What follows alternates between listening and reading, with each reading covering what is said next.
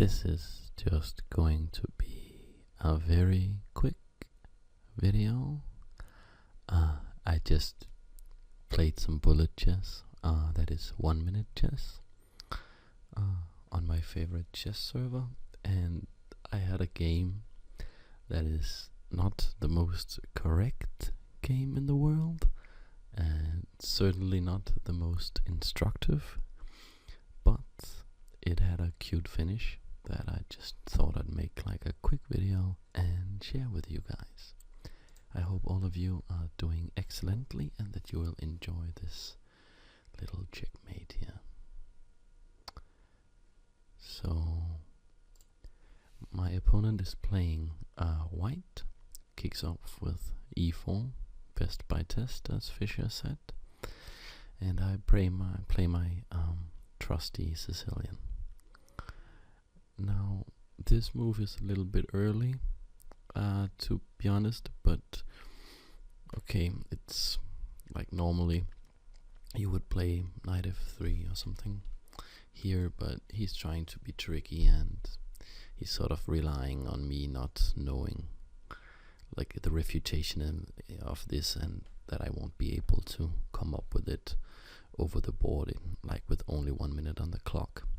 So, but this is not, you should just know that this is not a way to play if you want to try to get the advantage as white.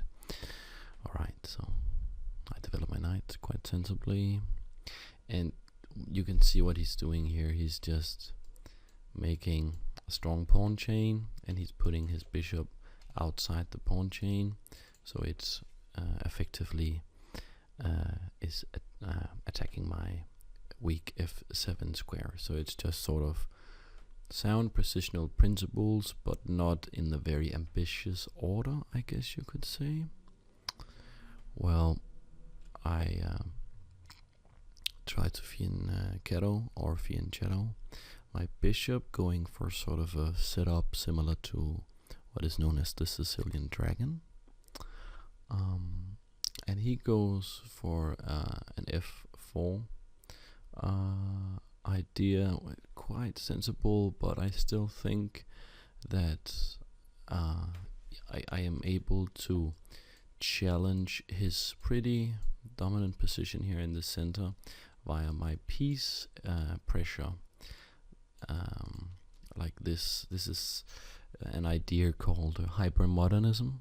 It was developed by some players in the 1920s, notably Nimzowitsch, who wrote a very famous book called My System, or Mein System. He wrote it in German, even though he wrote it in Denmark, and he was actually from Riga, where Mikhail Tal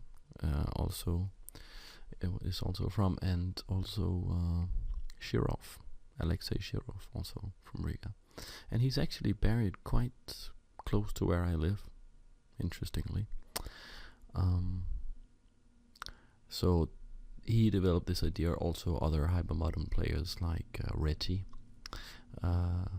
comes to mind, developed this idea that you don't necessarily have to, you have to control the center, but not necessarily with pawns. You can use these flank attacks and exercise pressure with your pieces. So this is what I'm trying to do here. We have some sensible development, and I go for the thematic d4 move. And now we can see the slight problem of his bishop here, because normally, you know, I want to play this move. In almost all Sicilian structures, you really want to play d5. It's sort of your freeing move. And now it comes with an extra tempo because he has to do something about his bishop. So he captures. I'm not too sure that's very good. It's because he has an idea that he can throw this check, and I block with the knight like this, and I guess he had some idea that he could pressurize this knight further, but he has to take care of his bishop first. When he moves it back, I'd simply castle, and you know, it should never come as a surprise that your opponent wants to castle, and like this guy was pretty high rated even, so I'm not, yeah, he's playing for like some cheap tricks, I feel. Alright, he develops a knight, and I think like at this point I really like my position. I got some nice central pawns that I was able to establish after pushing d5, and my pieces are quite good. Like this is a tremendously strong bishop. This guy has some potential. He's not really in the game yet, but I feel, yeah, he has some potential. And if we compare, like, okay, this guy's not developed, but he has more squares than this guy. He has 2 squares, and I have 1, 2, 3, 4, and 5 technically, even though it's kind of defended, that one. And also maybe at some point I want to do something like this, because this diagonal could also, it could be, you know, weak, and we actually end up seeing something like that, because I go immediately b6 preparing this. Not, I think it was a little bit, I don't know how to, it felt, when I looked at it afterwards, when I analyzed the game, it's not that I feel that I'm throwing like my advantage away or anything, it just felt a little too slow. I think maybe I had something more concrete, I don't know. So, but if you compare like my moves to his moves, he can like half develop this bishop, you know. I don't know, it's just, it's not really improved that much now. And after I open up the diagonal for my bishop like this, this bishop has been improved greatly compared to this guy. Okay, you noticed maybe that I pushed here, positional mistake, because now this guy is strong again. There's no reason whatsoever to allow that, but you know, I don't want to be too harsh on myself. I didn't have so much time to think about all of this stuff. Okay, so he's trying to set up some counterattack, putting his pieces near my king. Always a good idea when both players are very low on time.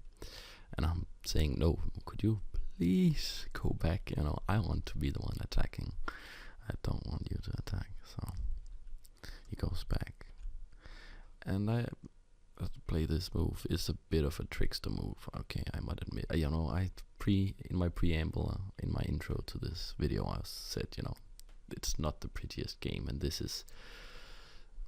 It's just because when he takes, I'll get my queen closer to his king, and maybe there will be some checkmate here. Positionally, I am throwing away a very good piece for a bad defensive piece, and you know, I'm giving him opportunities that I shouldn't allow. But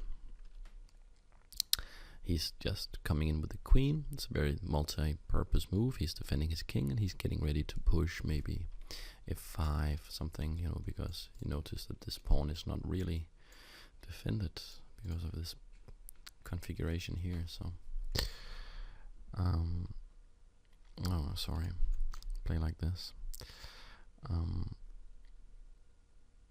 So I guess I was looking at this move instead from like this, but unfortunately he has some jumps, and it's not quite working out for me tactically. So I try to get it to work in a different way, in a bit slower way, and that's how the beauty kind of is created. So he tries to kick the queen, giving himself some weaknesses. Like there are some very distinct light square weaknesses here, because you know, where should I go with the queen? I'm here, okay. No, possible, discovered, check. You know, if I go here, he'll go. Okay, he probably cannot go here with the check because I can move back and take it, but it's it's much easier just to go here and ask him some questions about these light squares. I mean, something could happen, and something does indeed happen. All right, so he tries to double up. This is probably very sort of crude caveman attack, but okay, spoil it. So I try to get my my rook over here because this file is open, and I figured, it's doing more there. And here he plays strange. This is what I was analyzing. This is what he should have played. But because he wants obviously to challenge the open file, but he plays rook a d1 instead of rook a e1. And on d1 it's just not really doing anything, to be honest. Maybe he has some really slow plan, something like, I don't know, pushing here and opening up this file. But I mean, I just take the open file now, and yeah, and here he plays a mistake, which leads to beauty. That's often how it is in chess, that in order for some exciting stuff to happen, we need one of the players at least to make some mistake. And here he plays this, and this does not work. So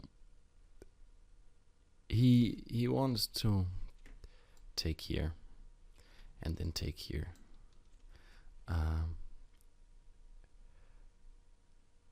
But you probably know the term double check. When you move one piece, that's usually a knight. I don't think actually it's possible, but then the other piece you move a knight, and then so maybe a rook behind it or a bishop behind it gives a check, and the knight also gives a check. Well, it also works if it's not check, but you're just attacking something. So in this position, I can just go here, and if he takes the knight here, I take the queen this way, and if he takes the bishop, I take the queen this way. And he's just completely losing now. And he doesn't put up the best defense. He goes back like this, and obviously this wins. I'm like 99% sure he actually has to give up his queen for it at the very least, and I still have like the world's strongest bishop here. But it was a bullet game, and I saw a different line that led to checkmate, and we were down to like 10 seconds on our clock, and I didn't want to have to pre-move all the way through some winning endgame. So I played a different move, still winning, and also looks prettier. So I played, where are we? What's happening?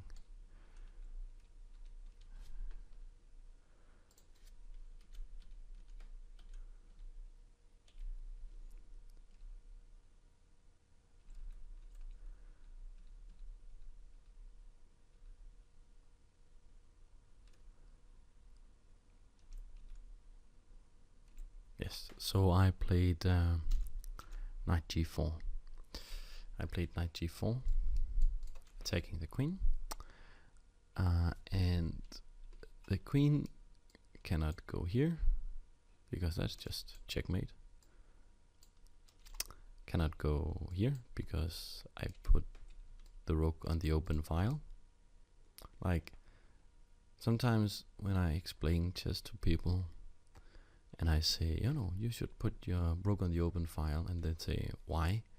And I say, well, it's good, like it's more active there. And then they say, what does it do?